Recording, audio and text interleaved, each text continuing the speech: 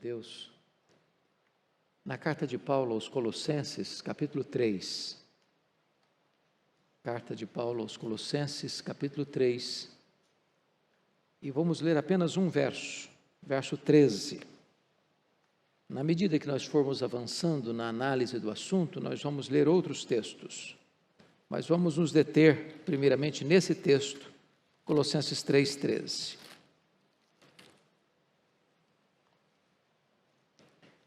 O apóstolo Paulo diz o seguinte: suportai-vos uns aos outros, perdoai-vos mutuamente, caso alguém tenha motivo de queixa contra outrem.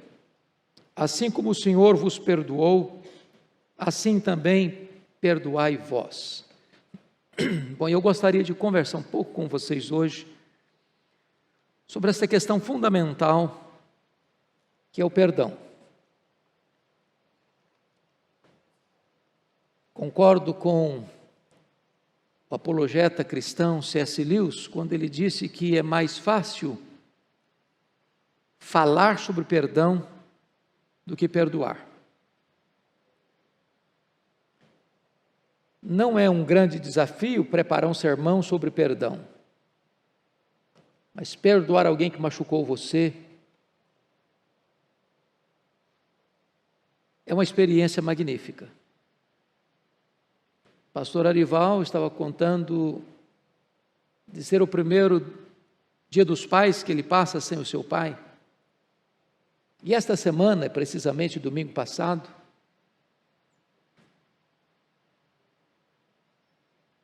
fizeram 38 anos que um irmão meu foi assassinado. E o tempo não é capaz de curar isso. Uma dor atroz, um sentimento doloroso, sobretudo quando a pessoa que ceifa a vida de alguém que você ama, de uma forma tão violenta, é alguém criado com você, que conviveu com você, a quem você reputava de vizinho e amigo. Entretanto, apesar da dor avassaladora, eu entendi já naquela época, há 38 anos, que perdão não é sentimento, é atitude, é decisão. Você decide perdoar. Você perdoa. E descobri mais que o perdão é maior do que o ódio, que o perdão cura, que o perdão restaura. O perdão é uma faxina na sua mente, é uma asepsia na sua alma. O perdão rompe grilhões, peias na sua alma. Estava pregando certa feita numa igreja, cujo pastor era um evangelista muito conhecido, e ele reclamava para mim que naquele ano ele não tinha colhido um fruto sequer. E ele estava angustiado com isso. Ele não sabia o que estava acontecendo. Para minha surpresa, era um domingo de manhã, quando terminei de pregar e fui orar pelo povo, o silêncio foi quebrado. Percebi que era um choro convulsivo, mas não sabia distinguir onde estava acontecendo. De repente, duas mulheres se entreolharam, uma na frente, outra atrás. E elas saíram uma em direção da outra no corredor central da igreja e se abraçaram e choraram longamente. Duas líderes da igreja estavam magoadas uma com a outra. E para nossa alegria, no culto da noite, mais de 10 pessoas se renderam a Cristo. Como que aquilo estava travando a vida da igreja. Pregava noutra feita, numa outra igreja, até fora do Brasil, e naquela ocasião, especificamente, falava sobre perdão. Ao final, o pastor da igreja tomou a palavra e se dirigiu a um diácono que estava na porta, e disse: meu irmão, gostaria que você viesse aqui à frente. E o diácono, enquanto caminhava, aquele pastor foi abrindo o coração e contando das mágoas que estava nutrindo por aquele líder. Quando ele se aproxima do púlpito, os dois se abraçaram, choraram, pediram perdão um para o outro. E, para nossa surpresa, focos de lágrimas e de choro começaram a acontecer dentro do templo. Várias pessoas procurando umas às outras para pedir perdão. Ernesto Nini, que vocês já ouviram certamente falar, um líder muito expoente do evangelicalismo brasileiro, falecido há pouco tempo, com mais de 100 anos de idade. Numa das suas obras, ao percorrer o Brasil, constatou que o pecado que ele mais encontrou na igreja evangélica brasileira foi o pecado da mágoa. Tem muitos líderes magoados, pastores feridos, presbíteros feridos, líderes feridos, que precisam ser tratados. A ferida está sangrando e precisa ter o óleo do Espírito de Deus, precisa ter a terapia do perdão de Deus, derramando o coração, trazendo cura, trazendo libertação, trazendo restauração. Então eu gostaria hoje de pensar um pouco com você sobre esse assunto. E quero começar a partir desse texto lido. E esse texto retrata para nós a primeira verdade que eu quero enfatizar nesta noite, que é a necessidade do perdão. E por que o perdão é tão necessário? Primeiro, por aquilo que está escrito aqui. Suportai-vos uns aos outros, perdoai-vos mutuamente, caso alguém tenha motivo de queixa contra outra. A primeira coisa que eu preciso de perdoar o meu irmão é que nós temos motivo de queixas uns contra os outros. Isso é um fato, isso não é uma mera possibilidade. Nem você, nem eu somos uma pessoa perfeita. Nós vamos decepcionar as pessoas e as pessoas vão nos decepcionar.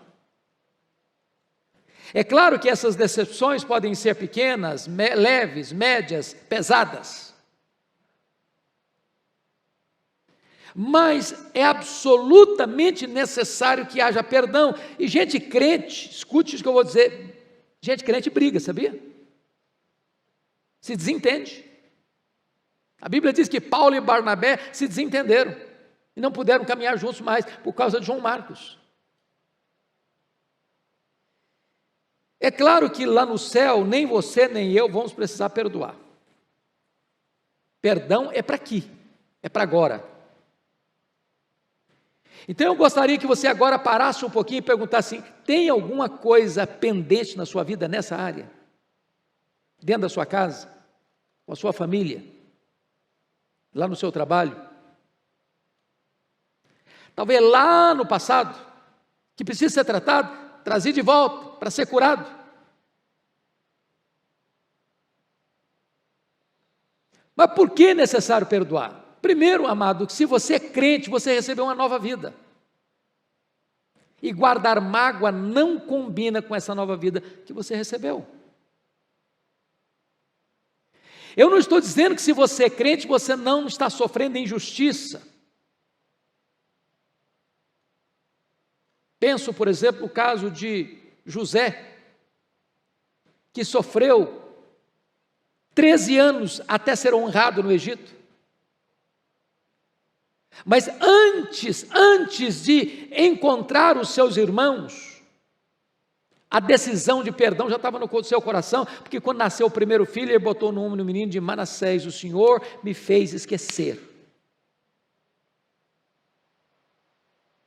É uma decisão. A decisão que Jesus toma na cruz: Pai, perdoa-lhes porque não sabem o que fazem. A decisão que o diácono Estevão toma quando é apedrejado: Senhor Jesus, não lhes imputes esse pecado. Se você é crente, meu irmão, você precisa perdoar. Faz parte da natureza da vida que você recebeu. Mas por que você e eu devemos perdoar? Nós devemos perdoar porque nós fomos muito perdoados. O texto diz assim, confira de novo comigo, está escrito: assim como o Senhor vos perdoou, assim também perdoai vós. Bom, talvez a pergunta que você devia fazer para o seu coração hoje é essa: qual o tamanho do perdão que você recebeu de Deus? Quanto Deus perdoou você? Como Deus perdoou você? Até quanto Deus perdoou você? Você tem consciência disso? Como você era? Quem você era? Quem você é agora? O que Deus fez na sua vida? Como Ele cancelou sua dívida, como Ele perdoou seu pecado.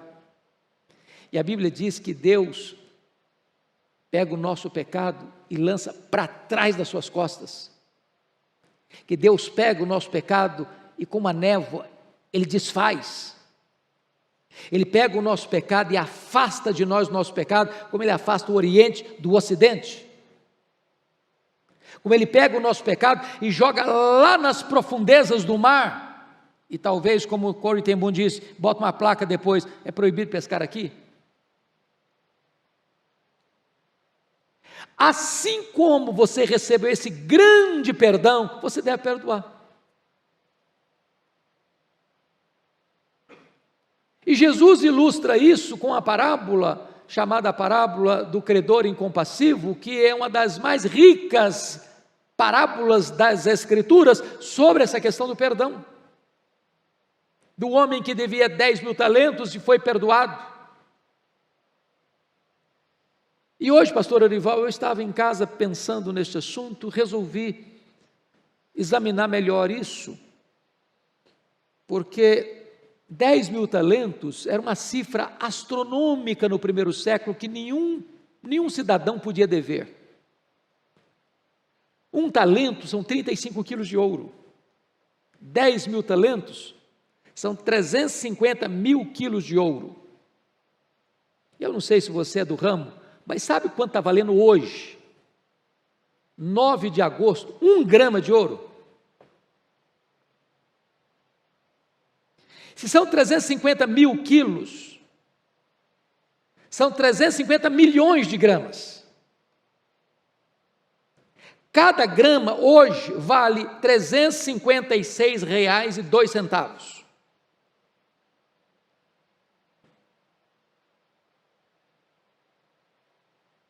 Para você ter uma ideia, na cifra que Jesus conta da parábola, alguém precisaria trabalhar no salário da época de 1 denário por dia 150 mil anos. E Jesus conta essa parábola com esse valor exagerado, maximizado, para mostrar uma verdade: o perdão que Deus deu para você e para mim é impagável. E se eu fui altamente perdoado, eu nunca vou poder dizer: olha, o abuso foi grande demais, a humilhação foi grande demais, o prejuízo foi grande demais. Não dá. Passou da conta. Para esse tipo de pecado não tem perdão. E a Bíblia então nos retoma e diz assim: assim como Deus em Cristo vos perdoou, assim também perdoai vós. Você e eu não temos desculpa. Não temos. Até porque, se você não perdoar, você não pode orar. Não pode orar. Está lá em Marcos 11:25. Não pode orar. Suas orações não vão funcionar.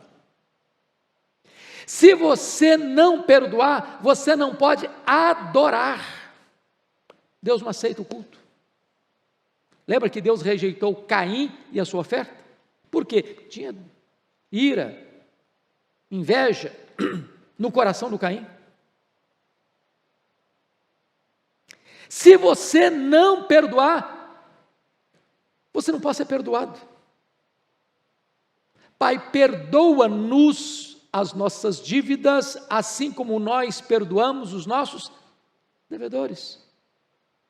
Se você não perdoar, você adoece emocionalmente. Irmãos amados, o que tem de gente doente emocionalmente? Porque tem mágoa. E é nessa conjuntura que Tiago vai dizer que nós devemos confessar os nossos pecados uns aos outros para sermos curados. Tem doenças que são chamadas de hamartiagênicas. Hamartia é pecado no grego. Doenças hamartiagênicas são doenças geradas por problemas emocionais não resolvidos. A Organização Mundial de Saúde diz que mais de 50% das pessoas que passam pelos hospitais tratam-se de doenças psicossomáticas, doenças de fatores que problemas, mágoas, feridas, angústias da alma que não são resolvidas. Se você não perdoar, você é entregue aos flageladores, você não tem paz. Você vive numa masmorra emocional. Então esse é o primeiro ponto desse texto. Perdão é uma necessidade. Mas deixa eu ir para outro texto com você. Vá comigo para Mateus 18. Mateus 18. Porque ali Jesus aborda um outro aspecto desse assunto. Agora não é mais a necessidade. Agora é a medida desse perdão. Versículo 21 e 22. Você pode ler comigo em voz alta? Vamos juntos? Então Pedro, aproximando-se, lhe perguntou: Senhor, até quantas vezes meu irmão pecará contra mim, que eu lhe perdoe? Até 7 vezes? Respondeu-lhe Jesus: não te digo que até 7 vezes, mas até 70 vezes 7. Bom, é claro que quando Pedro faz essa pergunta, ele queria talvez receber um elogio de Jesus. Senhor, até quantas vezes? Até 7 vezes? Pedro, parabéns, você é um homem muito crente, muito piedoso. Você está pensando num nível muito elevado. Jesus quebra Pedro pelo meio, desconcerta o Pedro e nos deixa perplexos. Quando ele diz: ô Pedro, não é até 7 vezes, é até 70 vezes 7. E claro que Pedro não tinha feito Kumon, nem tinha uma calculadora na mão, mas talvez ele era um pescador que vendia os seus peixes no mercado e sabia fazer conta rápido. Claro que Jesus não está falando de 490 vezes. O que Jesus está dizendo é que você deve perdoar ilimitadamente.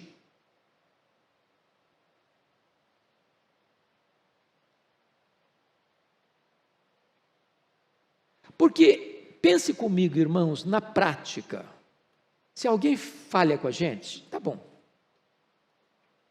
tudo bem, está relevado, ok. Aí a pessoa falha de novo. Você já diz: está bem, já com a cara meio amarrada. Se ela, desculpa da expressão, se ela pisar na bola a 3ª vez, você já está com raiva dela. Bom, antes de chegar em 7 vezes, você já não quer ver a cara dela mais.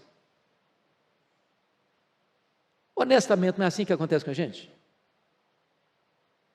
Agora vamos parar um pouquinho para pensar. Imagine que eu chego para Deus: Senhor, pequei, Senhor. Tá bom, filho. Você está arrependido? Estou, Senhor. Perdoado. Aí amanhã: ó Senhor, eu pequei, Senhor. Imagine você que, chegando à 7ª vez, eu falo: meu filho, agora você se vira para lá. Não me preocupe mais não. Quero nem ver sua cara mais. O que seria de você, o que seria de mim, se Deus fizesse isso com a gente?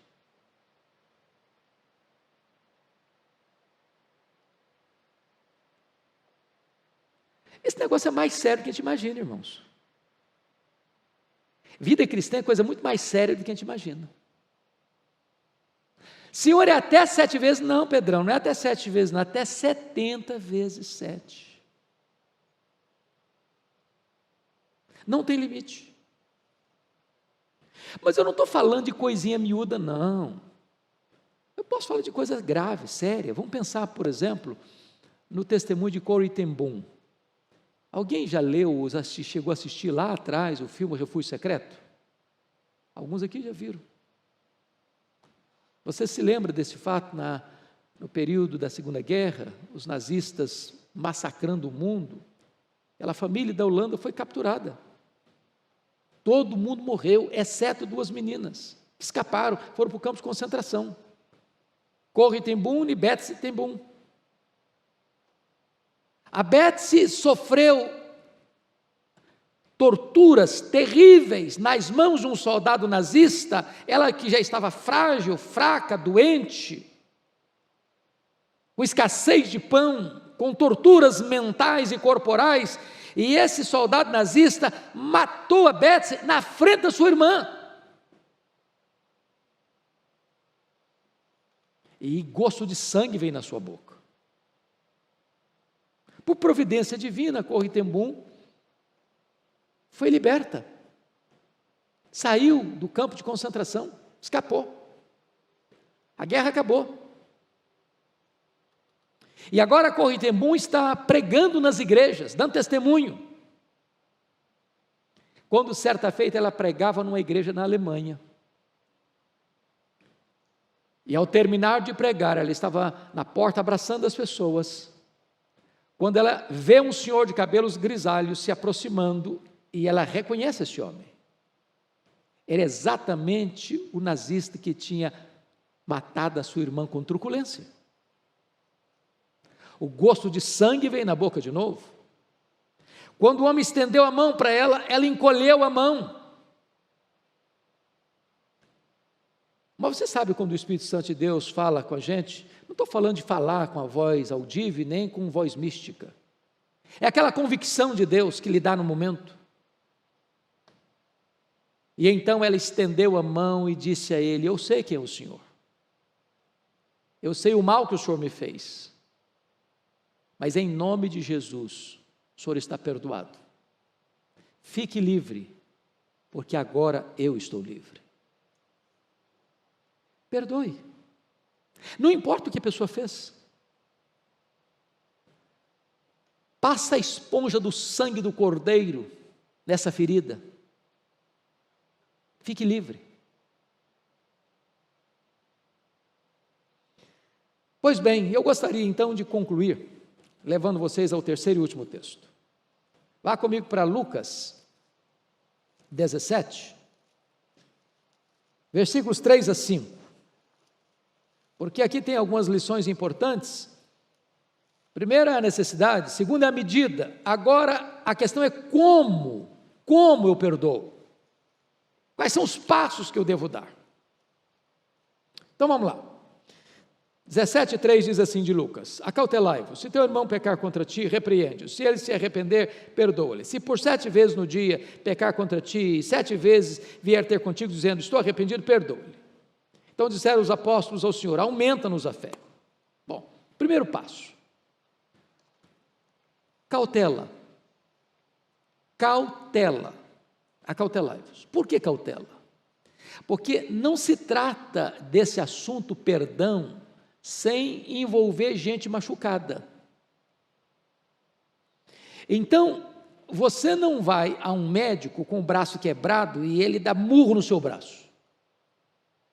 Tem que tratar com jeito, com tato, porque está o quê? Quebrado. A gente tem que ter cuidado para não abrir mais a ferida ainda.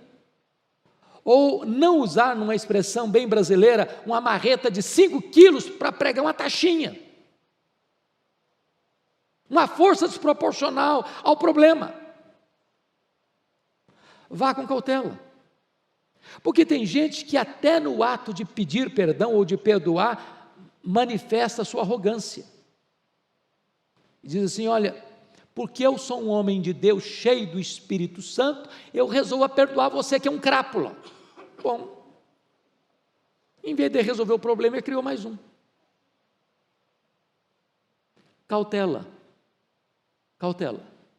Segundo lugar, veja comigo.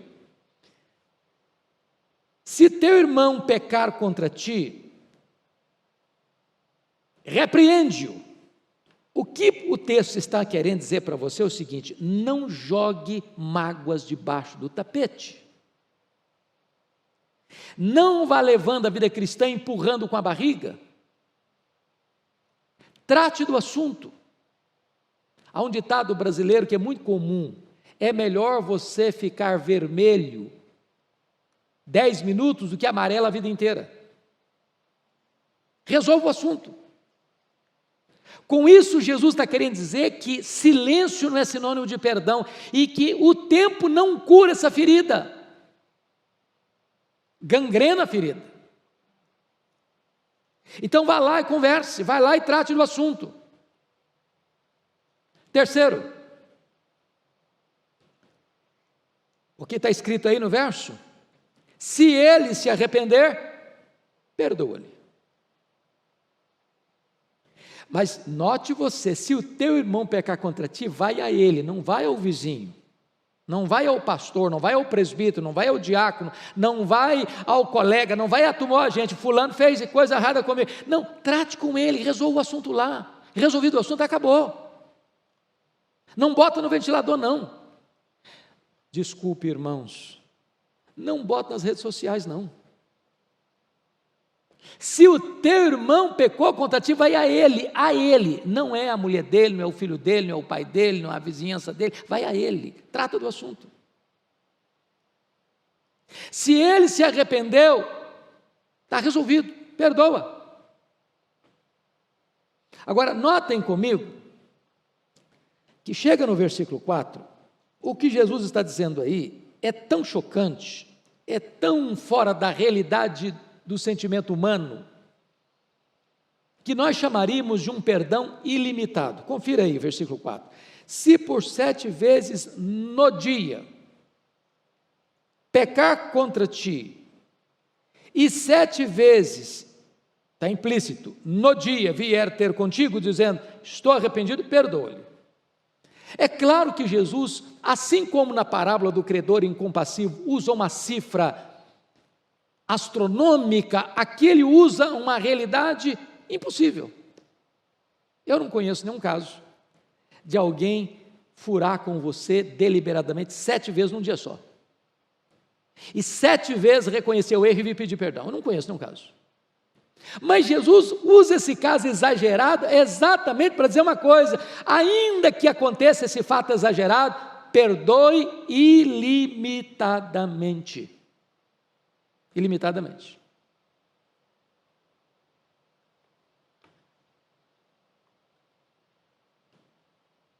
Amados irmãos, agora notem comigo.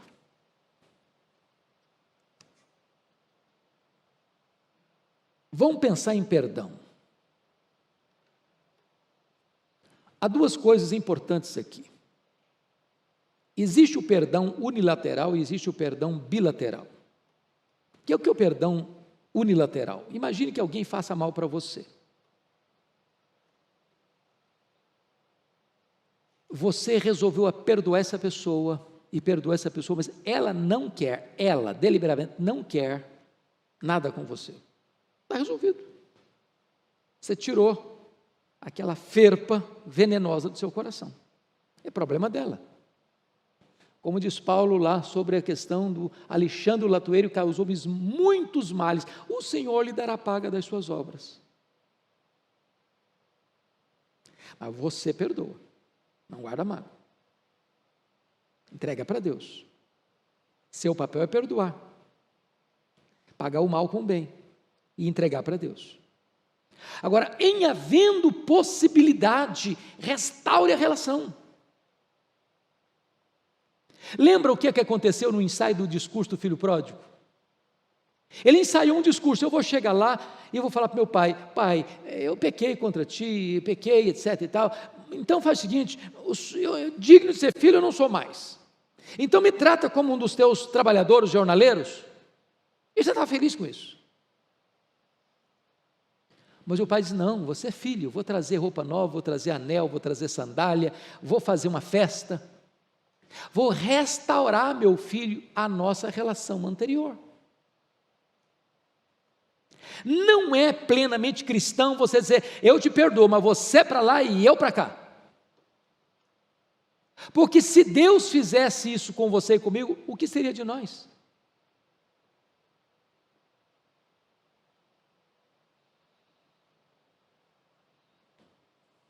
Agora, os discípulos então ficaram muito chocados com a intensidade da fala de Jesus. E responderam no versículo 5 o seguinte: então disseram os apóstolos ao Senhor, aumenta-nos a fé. O Senhor está num padrão tão alto, tão alto, tão alto, não dá para nós, Jesus. Dá para nós não. Então, ou o Senhor aumenta-nos a fé, ou então não dá para perdoar o que o Senhor está mostrando. E aqui que eu quero fechar minha fala dizendo o seguinte, irmãos: você e eu não perdoamos porque nós somos bonzinhos. Eu perdoo porque tive uma criação maravilhosa, meus pais foram maravilhosos, eu tive uma formação magnífica, eu sou uma pessoa espetacular. Para com isso, para com esse discurso. Perdão é obra da graça. Naturalmente a nossa vontade é dar o troco, pagar na mesma moeda. É olho por olho, dente por dente, queimadura por queimadura. Perdão é obra da graça. Você e eu precisamos da intervenção de Deus em nós, para que por meio de nós o perdão flua. Então, meu amado, rejeite esse negócio de ideia de desforra. Não, fulano vai me pagar, a hora dele vai chegar. Esquece isso. Tome você a iniciativa de resolver o problema. Não importa se você é o ofensor ou ofendido, vai lá, resolva. Não envolva outras pessoas também não. Se o teu irmão pecar contra ti, vai a ele, não procura mais não, vai a ele. Se não tiver jeito, aí chama 2 testemunhas, se não tiver jeito, aí busca a ajuda da igreja, mas dê os passos bíblicos. Não exige justiça, exerça misericórdia. E mais, se precisar, sofra o dano. Sofra o dano. E a minha oração é que Deus possa destravar a nossa vida, destravar o nosso coração com o exercício do perdão. Vamos orar juntos? Você vai ficar em pé onde você está? E nós vamos pedir a Deus, para Deus ter misericórdia de nós.